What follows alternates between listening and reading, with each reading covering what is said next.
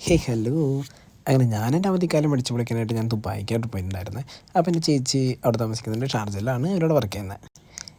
ചേച്ചിയുള്ളതിനോട് ഉള്ളതുകൊണ്ട് പിന്നെ നമുക്ക് വേറെ 10 പൈസ ചിലവില്ലാത്തതുകൊണ്ടും അവരുടെ റൂമിൽ നമുക്ക് താമസിക്കാം എന്നുള്ളൊരു പ്രത്യേകതരമായിട്ടുള്ള ആ സമയത്ത് നമുക്ക് ഭയങ്കര സ്നേഹം വരുമല്ലോ. കാരണം എന്താ വെച്ചാൽ നമ്മുടെ കയ്യിൽ നിന്ന് കാശ് ചിലവാക്കിയിട്ട് നമുക്ക് റൂമൊക്കെ താമസിക്കുന്നതിന് ഭയങ്കര ബുദ്ധിമുട്ടില്ല.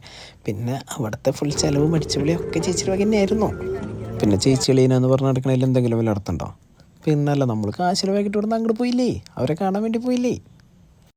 അങ്ങനെ ഞങ്ങളവിടെ പാർക്ക്, അങ്ങനെ ബീച്ച്, അങ്ങനെ കുറേ കാര്യങ്ങളൊക്കെ ഞങ്ങളങ്ങനെ കറങ്ങാൻ തുടങ്ങുന്നു. അങ്ങനെ പിന്നെ ഞങ്ങളവിടെ ബുർജ് ഖലീഫയ്ക്ക് പോയി. അവിടെ എത്തിക്കഴിഞ്ഞപ്പോഴാണ് മനസ്സിലായത് നമ്മുടെ ഇന്ത്യയിൽ ഇതേപോലത്തെ ഒരു ബിൽഡിങ്ങൊക്കെ വരുന്നത് വെച്ചാൽ ഇനിയും 10-25 വർഷം കഴിയും തോന്നുന്നുണ്ട്. പിന്നെ അവിടെ നിന്ന് അങ്ങനെ പിന്നെ പാംജിമേറ കാണാൻ പോയി. പിന്നെ അവിടെ കുറേ സംഭവങ്ങളൊക്കെ ഉണ്ടായിരുന്നു, കുറേ കാണാനായിട്ട് കുറേ സംഭവങ്ങൾ, പിന്നെ ഫോട്ടോ എടുക്കാനായിട്ട് കുറച്ച് സ്ഥലങ്ങളൊക്കെ ആയിട്ട്. പിന്നെ അവിടെ നിന്ന് അങ്ങനെ ഞങ്ങൾ നേരെ ബീച്ചിൽ പോയി.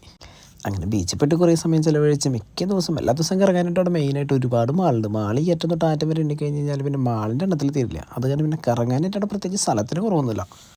പിന്നെ അവിടെ നമ്മൾ ലൈറ്റ് ഷോയും പിന്നെ ബീച്ച് റൈഡും അങ്ങനെ കാര്യങ്ങളൊക്കെ ആയിട്ട് ഞങ്ങളതിനെ കിടന്നു. പിന്നെ പോണ വഴിക്ക് അവിടെ വലിയൊരു ലൈറ്റ് ഷോ ഉണ്ടായിരുന്നു. അപ്പോൾ ലൈറ്റ് ഷോയൊക്കെ കണ്ട് പിന്നെ അവിടെ നിന്ന് ഞങ്ങളങ്ങനെ നേരെ നമ്മുടെ ദുബായ് ഫ്രെയിം ഉണ്ടല്ലോ, അത്യാവശ്യം നല്ല വലിയൊരു ഹൈറ്റുള്ള അടിപൊളിയായിട്ട് ചെയ്തിട്ടുണ്ട്. നല്ല രസമുണ്ടായിരുന്നു കാണാനായിട്ട്. അങ്ങനെ ദുബായ് ഫ്രെയിം മൊത്തം ചുറ്റി ഈ അറ്റത്തോടെ കയറി അറ്റത്തോടെ പാമ്പും കൂടിയും കയറി ഇറങ്ങുമ്പോൾ ഞങ്ങൾ ദുബായ് ഫ്രെയിം മൊത്തം കയറി ഇറങ്ങി.